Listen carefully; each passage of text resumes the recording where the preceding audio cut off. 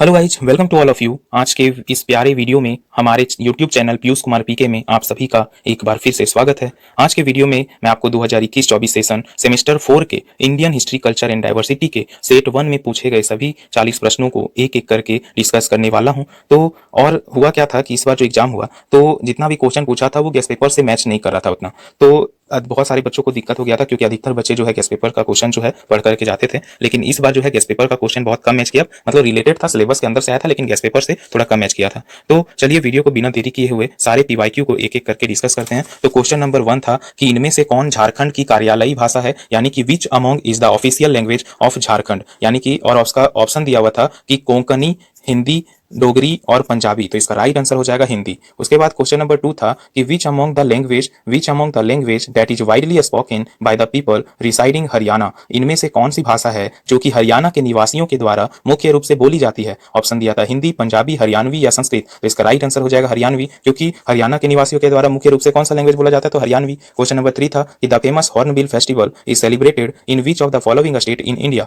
प्रसिद्ध हॉर्नबिल उत्सव इनमें से भारत के किस राज्य में मनाया जाता है। ऑप्शन था नागालैंड, केरला, मिजोरम और मेघालय। तो इसका राइट आंसर हो जाएगा नागालैंड। क्वेश्चन नंबर 4 है कि विच of the following state has given Sanskrit the status of its second official language, यानी कि निम्न में से किस राज्य ने संस्कृत को द्वितीय कार्यालयी भाषा का दर्जा दिया। ऑप्शन था हिमाचल प्रदेश, उत्तराखंड, राजस्थान और हरियाणा। तो इसका राइट आंसर हो जाएगा हिमाचल प्रदेश। हिमाचल प्रदेश राज्य ने संस्कृत को द्वितीय कार्यालयी भाषा का दर्जा दिया है। क्वेश्चन नंबर 5 था कि विच art form was Mrinalini Sarabhai associated with, यानी कि निम्न में से किस कला से मृणालिनी साराभाई संबंधित थी। तो ऑप्शन दिया था बांसुरी, तबला, कथक और भरतनाट्यम। तो इसको सभी लोग जानते हैं, मृणालिनी साराभाई जो है वो भरतनाट्यम से संबंधित है। क्वेश्चन नंबर 6 पूछा था कि कच्चीपुड़ी नृत्य नाटक किस राज्य से संबंधित है। तो कच्चीपुड़ी नृत्य नाटक यानी Kuchipudi is a dance drama associated with which of the state. तो इसका ऑप्शन दिया था मणिपुर, केरल, आंध्र प्रदेश और तमिलनाडु। तो इसका राइट आंसर हो जाएगा आंध्र प्रदेश। क्वेश्चन नंबर 7 पूछा था कि which among the following has created the राग मियां की मल्हार, यानी कि निम्न में से किसने मियां की मल्हार नामक राग का सृजन किया। ऑप्शन दिया था तानसेन, हरिदास, फिरदौस और अमीर खुसरो। तो इसका राइट आंसर हो जाएगा तानसेन।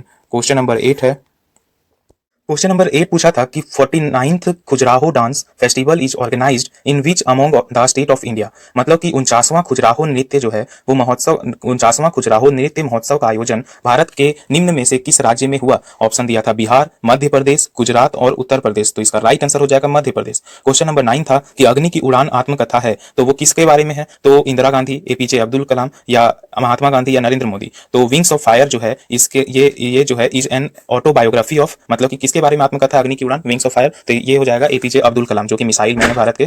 क्वेश्चन नंबर 10 है कि the Jataka stories are related to the previous life of whom, यानी कि जातक की कहानियां किसकी पूर्व जन्म से संबंधित है। ऑप्शन दिया था कृष्ण, बुद्ध, महावीर और गुरु नानक। तो इसका राइट आंसर हो जाएगा बुद्ध। जातक की कहानियां जो है वो बुद्ध के पूर्व जन्म से संबंधित है। क्वेश्चन नंबर 11 है कि who wrote the book Panchatantra, किसने पंचतंत्र पुस्तक को लिखा। तो इसका राइट आंसर हो जाएगा विष्णु शर्मा। क्वेश्चन नंबर 12 है कि who wrote the famous book we the people, तो प्रसिद्ध पुस्तक वी द पीपल किसने लिखा है। तो इसका ऑप्शन दिया था T N Paul, JR.D Tata, Khushwant Singh और नानी पालकीवाला। तो प्रसिद्ध पुस्तक वी द पीपुल जो है वो नानी पालकीवाला ने जो है लिखा था। फिर क्वेश्चन नंबर 13 है कि किस राज्य में संथालों की सर्वाधिक आबादी है। Which state has largest population of Santhals. तो इसका ऑप्शन दिया था झारखंड, उड़ीसा, पश्चिम बंगाल और छत्तीसगढ़। तो इसका राइट आंसर हो जाएगा झारखंड। फिर क्वेश्चन नंबर 14 है कि Bitlaha custom is related to which tribes of Jharkhand, यानी कि बिटलाहा परंपरा जो है वो झारखंड के किस जनजाति से संबंधित है। ऑप्शन दिया था संथाल, चेरो, बिरहौर या खरिया। तो इसका राइट आंसर हो जाएगा संथाल। क्वेश्चन नंबर 15 पूछा था कि बेतला नेशनल पार्क जो पार्क है, बेतला नेशनल पार्क वो संरक्षित है किसके लिए,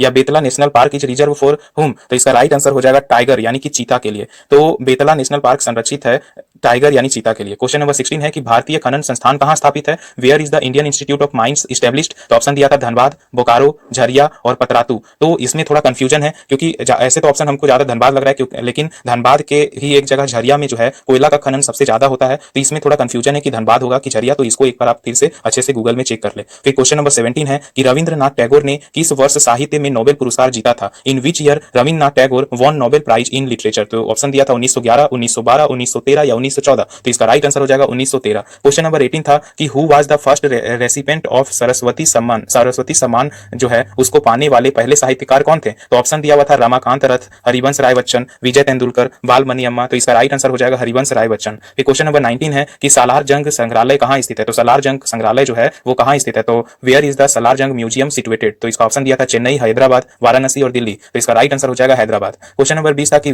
with which of the following area was Satyajit Roy associated, यानी कि निम्न में से किस क्षेत्र से सत्यजीत राय जुड़े थे? तो वो फिल्म निर्देशन से जुड़े हुए थे, ठीक है, यानी कि डायरेक्शन ऑफ फिल्म के लिए वो मतलब इस क्षेत्र से जुड़े हुए थे। कौन? सत्यजीत राय। क्वेश्चन नंबर 21 है कि the Raman Magsaysay award was given Kiran Bedi for which of the following field, यानी कि किरण बेदी को किस क्षेत्र में कार्य करने के लिए रमन मैग्सेसे अवार्ड दिया गया था? तो इसका ऑप्शन दिया था साहित्य के क्षेत्र में, सिनेमा के क्षेत्र में, या पत्रकारिता के क्षेत्र में, या सरकारी कार्य के क्षेत्र में। तो किरण बेदी जो है वो उनको मैग्सेसे, रमन मैग्सेसे अवार्ड जो है वो सरकारी कार्य के लिए जो है दिया गया था। क्वेश्चन नंबर 22 था कि पंडित रविशंकर शर्मा प्रसिद्ध है किस चीज के लिए? तो ऑप्शन दिया था संतूर के लिए, तबला के लिए, सरोद के लिए और वायलिन के लिए। तो इसको भी मैंने बहुत सर्च किया, इसमें आंसर जो है इन चारों में कहीं पे भी नहीं मिला, लेकिन अधिकतर जगह पे ये जो पंडित रविशंकर शर्मा जो है, इसके अलावा इनमें से तो नहीं पता, लेकिन सितारा के लिए जो है सबसे प्रसिद्ध है, ठीक है। तो पंडित रविशंकर शर्मा प्रसिद्ध है सितारा के लिए, ठीक है। बाकी इनका वाद्य यंत्र तो सितारा था, लेकिन संतूर, तबला, सरोद या वायलिन में भी कोई एक हो सकता है, तो इसमें चेक करना पड़ेगा एक बार फिर से, तो आप लोग एक बार चेक कर लीजिएगा, मुझे गूगल पे भी नहीं मिला था। क्वेश्चन नंबर 23 है कि पुरी की रथ यात्रा किस भगवान के सम्मान में आयोजित होती है?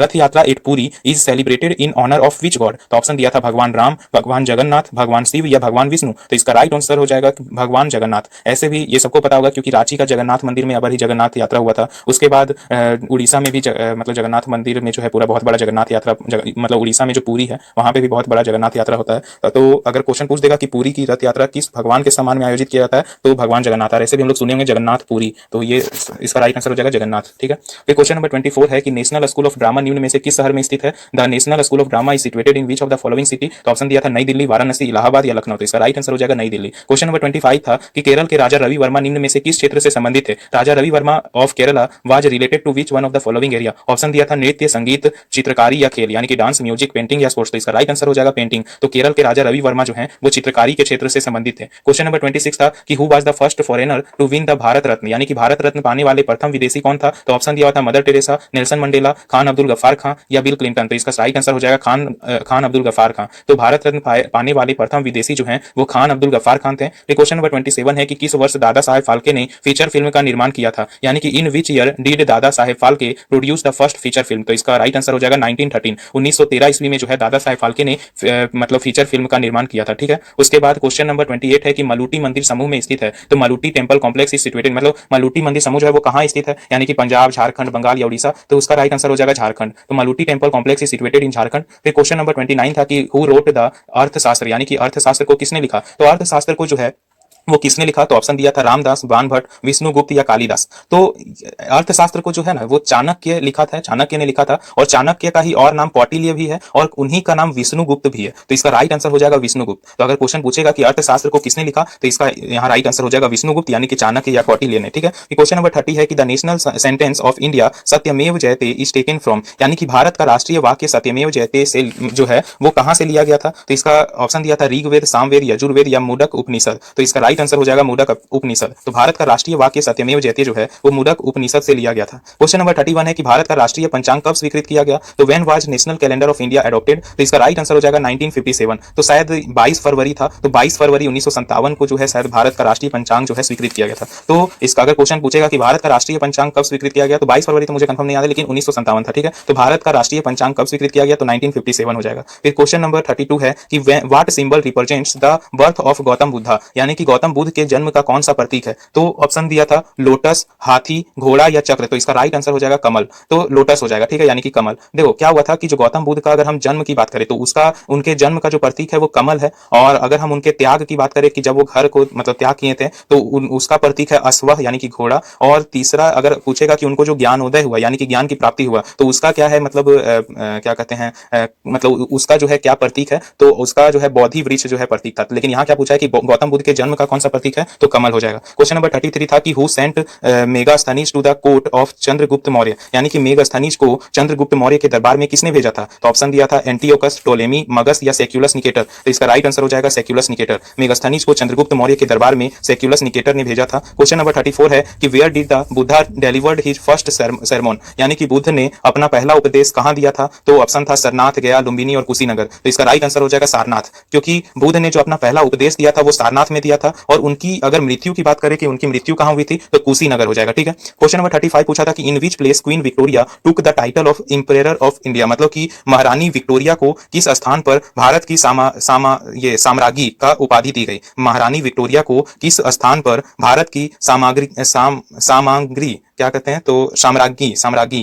क्वेश्चन अगर पूछेगा कि महारानी विक्टोरिया को किस स्थान पर भारत की बार बार मैं यहाँ बोलने में दिक्कत हो रहा है, तो पूछा है कि साम्राज्ञी की उपाधि दी गई कब, तो मतलब कहां दिया गया, तो दिल्ली, पटना, कलकत्ता और इलाहाबाद। तो ऑप्शन दिया था, तो इसका राइट आंसर हो जाएगा दिल्ली। क्वेश्चन नंबर 36 है कि निम्न में से किस सिख गुरु ने अमृतसर की नींव रखी थी। Who among the following Sikh gurus had laid the foundation of Amritsar. तो इसका राइट आंसर हो जाएगा गुरु रामदास। ऑप्शन तो दिया है गुरु नानक, गुरु अंगा, गुरु रामदास, गुरु अर्जुन देव, लेकिन इसका राइट आंसर हो जाएगा गुरु रामदास। तो अगर पूछेगा कि किसने जो है किस सिख गुरु ने अमृतसर की नींव रखी थी, तो गुरु रामदास हो जाएगा। क्वेश्चन नंबर 37 है कि which Rajput dynasty did not surrender to Akbar, मतलब कि किस राजपूत राज्य ने अकबर के सामने समर्पण नहीं किया। तो ऑप्शन दिया था चंदेल, सिसोदिया, आमेर और परमार। तो इसका राइट आंसर हो जाएगा सिसोदिया। क्वेश्चन नंबर 38 है कि when was the battle of Haldi Ghati fought, यानी कि हल्दी घाटी का युद्ध कब लड़ा गया। तो ऑप्शन दिया था 1570, 1576 और 1580 और 1602। तो इसका राइट आंसर हो जाएगा 18 जून 1576। तो हल्दी घाटी का युद्ध कब लड़ा गया, तो 18 जून 1576 इसका राइट आंसर हो जाएगा। क्वेश्चन नंबर 39 पूछा था कि where was Bahadur Shah Zafar exiled after the failure of the revolt of 1857, यानी कि 1857 के विद्रोह की असफलता के बाद बहादुर शाह जफर को कहां निष्कासित किया गया था। ऑप्शन दिया था रंगून, अंडमान, संघाई या सिंगापुर। तो इसका राइट आंसर हो जाएगा रंगून। फिर क्वेश्चन नंबर 40 था